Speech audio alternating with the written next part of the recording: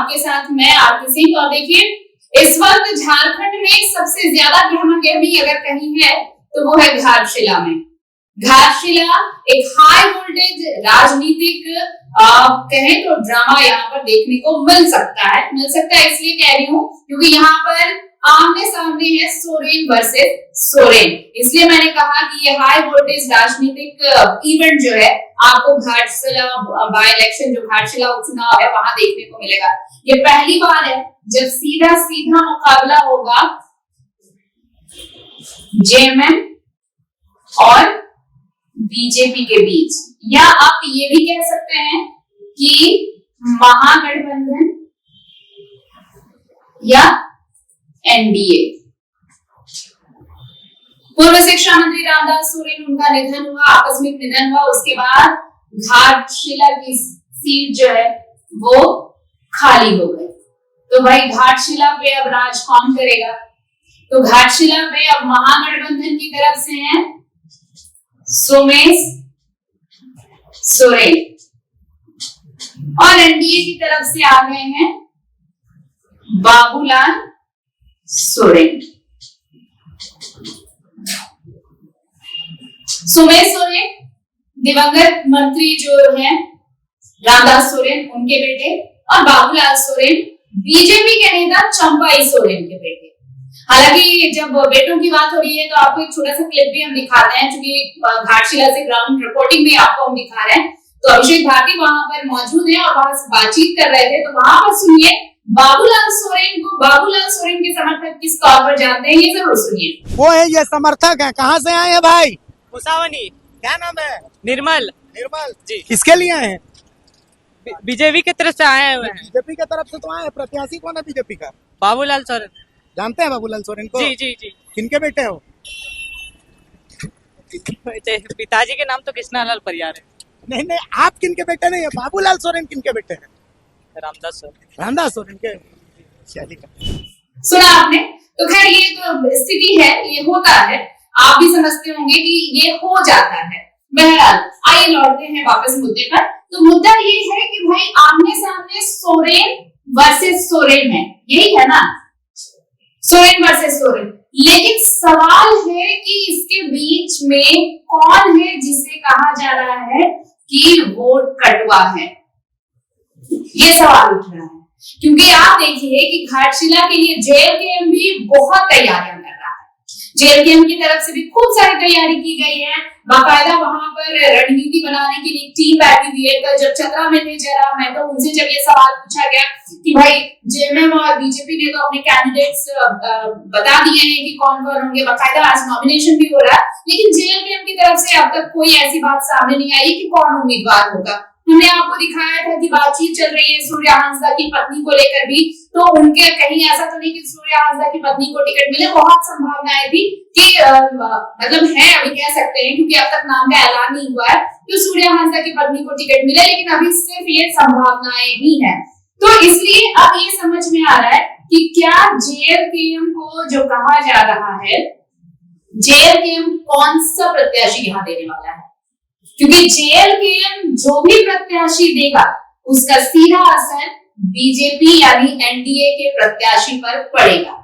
क्यों पड़ेगा ये आपको पता है, आप पिछली वीडियो में आपने देखा होगा कि हमने ये डिटेल्स में बताया था कि जेएमएम के लिए जो एसटी फैक्टर है वो तो उसका इंटैक्ट है, लेकिन अगर जेएलकेएम वहां प्रत्याशी देता है तो इसके लिए जो एसटी वोटर्स आएंगे वो कहां से आएंगे? वो यहां से आएंगे।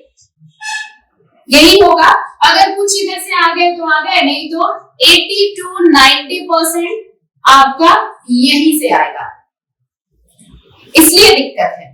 और ये कहा जा रहा है, इस पर आप ये भी सुन लीजिए कि जेएलकेएम को जब वोट कटवा कहा गया तो क्या कह रहे हैं जयराम है, तो सुन लीजिए। देता हूं आपके चैनल के माध्यम से झारखंड की तमाम पॉलिटिकल पार्टियों को चुनौती देता हूं कि असल में वोट कटवा कौन है, तो आप लड़िए गठबंधन तोड़ के, लड़े बीजेपी आजसू जेडीयू अलग होके, लड़े जेएमएम कांग्रेस सीपीआई आरजेडी अलग होके, 8वीं पार्टी जेएलकेएम मैदान में, औकात का पता चल जाएगा कि वोट कटवा कौन है। अरे लूटने के लिए झारखंड की खनिज संपदा को, झारखंड का कोयला, बालू, पत्थर, खनिज लूटने के लिए चोर चोर मौसेरे भाई एकजुट हो जाते हैं। कभी बीजेपी जेएमएम आज विपक्ष में है, कभी 2013 में सरकार बना लेती है और आज ये लेक्चर दे रही है। आइए, बिल्कुल आइए, लोकतंत्र की खूबसूरती भी बढ़ेगी। 2 पार्टी होने से डिक्टेटरशिप बढ़ता है, क्योंकि ए या बी, तीसरा आपके पास ऑप्शन नहीं है। एक बार ये पिटेगी, एक बार ये पिटेगी, पिटना आपको पड़ेगा। अगर 10 पार्टी होती तो आपके पास ऑप्शन होता कि हम गलत नहीं करेंगे, क्योंकि 9 पार्टी के मेरे पीछे लगी है। अगर हमको अगला बार मौका मिलेगा तो 10 टर्म के बाद मिलेगा। तो आइए मैदान में। तो बिल्कुल सही कहा जयराम महतो ने कि आप अगर अलग अलग सबको दल एक साथ मिलकर महागठबंधन में देखिए, जेएमएम है, कांग्रेस है, आरजेडी है, दूसरी तरफ बीजेपी एनडीए में चले जाइए आप तो बीजेपी है, फिर आजसू है। तो आप अगर इनको बोलिए ना कि अलग अलग चुनाव लड़े, फिर पता चल जाएगा कि वोट कटवा कौन है। ये कहना है जयराम महतो का। बहरहाल जब जेएमएम की बात हो रही है तो ये तो बीजेपी के फैक्टर से हो गया, लेकिन जेएमएम के फैक्टर से कौन नुकसान पहुंचा सकता है, जेएमएम में कौन सेंध करा सकता है। आपको याद होगा कि प्रदीप बलमुचू जोर शोर से तैयारी कर रहे थे घाटशिला चुनाव के लिए, ये जो चुनाव होना है उसके लिए, लेकिन प्रदीप बलमुचू का पत्ता कट गया। कांग्रेस ने ऐलान कर दिया कि पूरी तरह से समर्थन देने वाली है पार्टी, जेएमएम जो प्रत्याशी हैं सोमेश सोरेन, उसको समर्थन देगी। तो वहीं पर, लेकिन उसके बाद देखिए खुलकर प्रदीप बलमुचू सामने नहीं आया। प्रदीप बलमुचू कहाँ कैंपिंग कर रहे हैं, वो असम में पार्टी की मजबूती के लिए काम कर रहे हैं। तो प्रदीप बलमुचू को आप दरकिनार नहीं कर सकते, और क्यों नहीं कर सकते इसका एक फैक्टर आप सुन लीजिए। संताल में अगर आप जाएंगे तो 2-3 चेहरे ऐसे हैं जिनके कैडर को लेकर, जिनके वोट बैंक को लेकर आप उन्हें दरकिनार नहीं कर सकते, इग्नोर नहीं कर सकते। जैसे चंपाई सोरेन हो गए, बलमुचू हो गए, प्रदीप बलमुचू। तो दिक्कत ये नहीं है कि प्रदीप बलमुचू ने, ठीक है पार्टी ने कह दिया कि जेएमएम को समर्थन दे रही है तो प्रदीप बलमुचू शांत हो गए। दिक्कत ये भी है कि प्रदीप बलमुचू का जो खेमा है, अगर प्रदीप बलमुचू असम में है तो इनकी गैर हाजिरी, अगर ये नहीं है घाटशिला में, तो इनकी गैर हाजिरी भी इस पर इम्पैक्ट डाल सकती है। अब आप चीजों को समझ रहे होंगे कि सिर्फ उनका होना ही नुकसानदेह नहीं था, प्रदीप बलमुचू का उनका नहीं होना भी उतना ही नुकसानदेह है। इसीलिए मैं कह रही थी कि सिर्फ बीजेपी के लिए ऐसा नहीं है कि जेएमएम एक परेशानी का सबब हो सकती है। जेएमएम में अपनी ही चीजों को लेकर समस्याएं हैं। तो सवाल ये उठ रहा है, जेएमएम को अब इस बात की भी चिंता है भाई कि आखिर क्या प्रदीप बलमुचू को, चलिए पार्टी की तरफ से कह दिया गया कि पार्टी समर्थन कर रही है, लेकिन भाई ये कहाँ अदालत है, ये असम में है। असम में पार्टी और संगठन को मजबूत बनाने पर ये काम कर रहे हैं, लेकिन इनकी गैर हाजिरी भी इस प्रत्याशी को नुकसान पहुंचा सकती है। तो इनको वापस चाहिए घाटशिला के रण में। तो घाटशिला जितना आसान दिख रहा है ये उपचुनाव, उतना आसान कुछ है नहीं।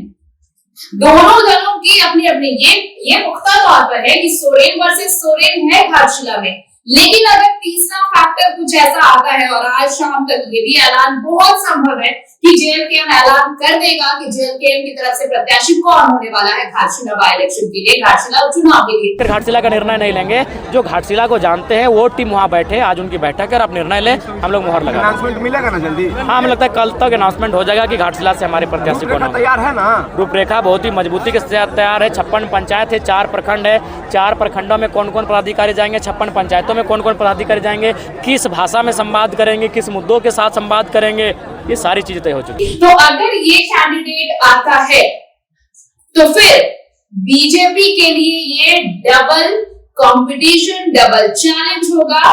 चैलेंज इसलिए भी होगा, आपको पता है बाबूलाल सोरेन चंपाई सोरेन के बेटे हैं, और चंपाई बहुत हद तक ये चाहते थे कि बाबूलाल सोरेन को एक ऐसा प्लेटफॉर्म दिया जाए जहां से वो उनकी राजनीतिक विरासत को आगे बढ़ा सके। बाबूलाल सोरेन पिछले चुनाव में ऐसा कुछ हो नहीं पाया, तो अब एक बड़ा मौका उनके साथ आया है, उनके पास आया है घाटशिला। और आपको पता है कि संतालियों में अगर अभी भी सबसे बड़े किसी आदिवासी चेहरे की बात होती है तो वो चंपाई सोरेन है। लेकिन चंपाई सोरेन ने जैसे ही बीजेपी ज्वाइन किया उसके बाद बीजेपी में उनकी स्थिति, उनके अस्तित्व को लेकर जो बातें सामने है उस पर हमने बहुत सारे वीडियोस बनाए हैं। अगर आप चाहें तो पीछे जाकर उन वीडियोस को देख सकते हैं, अगर चाहे तो आपको कमेंट सेक्शन में हम लिंक भी भेज देंगे। ये स्थिति है चंपाई सोरेन की, तो इसलिए वो चाहते हैं कि उनकी राजनीतिक विरासत कौन आगे बढ़ाए, तो बाबूलाल सोरेन। लेकिन बाबूलाल सोरेन के लिए डगर इतनी आसान नहीं होने वाली है, क्योंकि इन्हें, और आप ये मान लीजिए कि ये चुनाव बाबूलाल सोरेन नहीं चंपाई सोरेन लड़ रहे हैं, और चंपाई सोरेन को दोनों जगहों पर लड़ना है। कहाँ लड़ना है? तो जेएमएम से भी लड़ना है और साथ ही साथ अपने घर से भी लड़ना है। बीजेपी का एक खेमा है जो बिल्कुल नहीं चाहता था कि बाबूलाल सोरेन को वहां से टिकट मिले, लेकिन टिकट मिला है। तो अब मुझे नहीं लगता कि कोई भी वो जो खेमा है जो इनके अगेंस्ट था कि बाबूलाल सोरेन यहाँ से जीते।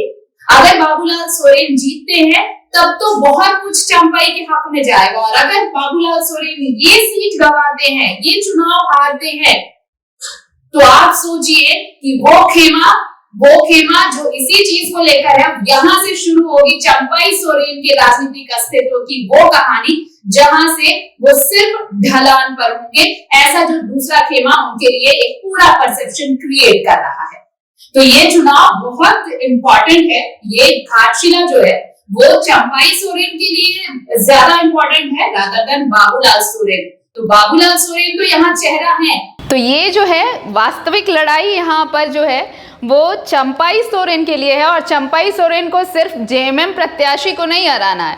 चंपाई सोरेन को अपने घर में जो लोग बैठे हुए हैं पलक पावड़े बिछाए कि हार कैसे मिलती है या फिर जीत होती है तो कैसे होती है, इन चुनौतियों से भी निपटना है। लेकिन इन सब के बीच चूंकि ये पूरा डिस्कशन चंपाई सोरेन पर नहीं है, ये पूरा डिस्कशन ये है कि सोरेन वर्सेस सोरेन तो यहाँ पर चल रहा है, लेकिन क्या कोई है तीसरा फैक्टर जो यहाँ पर बड़ा रोल प्ले कर सकता है? और अगर तीसरा फैक्टर मजबूती से चुनावी मैदान में खड़ा होता है तो फिर मुश्किलें किसकी बढ़ने वाली हैं? अब ये आप ज़रूर समझ लीजिए। इसलिए मैं बता रही हूँ कि अगर जेएलकेएम अपना कैंडिडेट देता है तो जेएमएम के लिए क्या होगा, बीजेपी के लिए क्या होगा।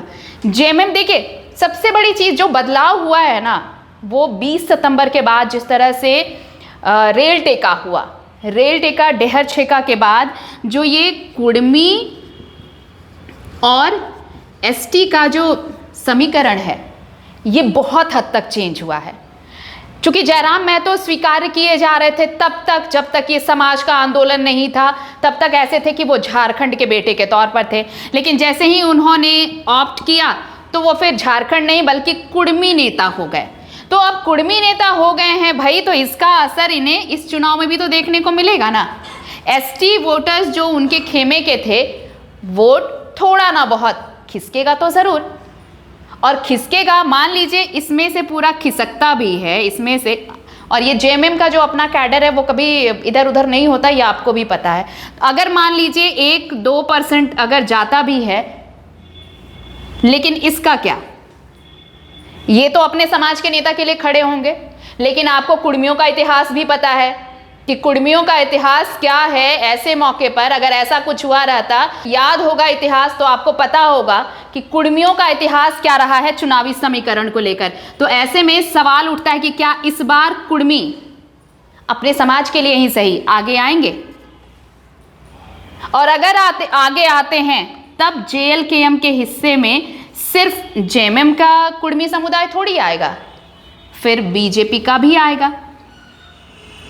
तो ऑलरेडी अगर लीडिंग पोजीशन पे अगर जेएमएम है तो वोट इसका कुर्मी का कट रहा है, लेकिन यहां से सिर्फ कुर्मी नहीं आएंगे, यहां से सिर्फ कुर्मी नहीं आएंगे, यहां से एसटी भी आएंगे।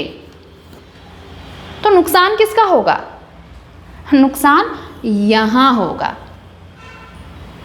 तो इतना आसान नहीं है। अगर ये इसकी एंट्री होती है, प्रदीप बलमुचू का एब्सेंस यानी गैर हाजिरी उनकी ये समीकरण को बदलने का पूरा मादा रखती है। ये दोनों चीज़ें, अगर ये दोनों चीज़ें हैं, उसके बाद कहीं ऐसा ना हो कि अनएक्सपेक्टेड यानी अप्रत्याशित रिजल्ट घाटशिला उपचुनाव में देखने को मिले।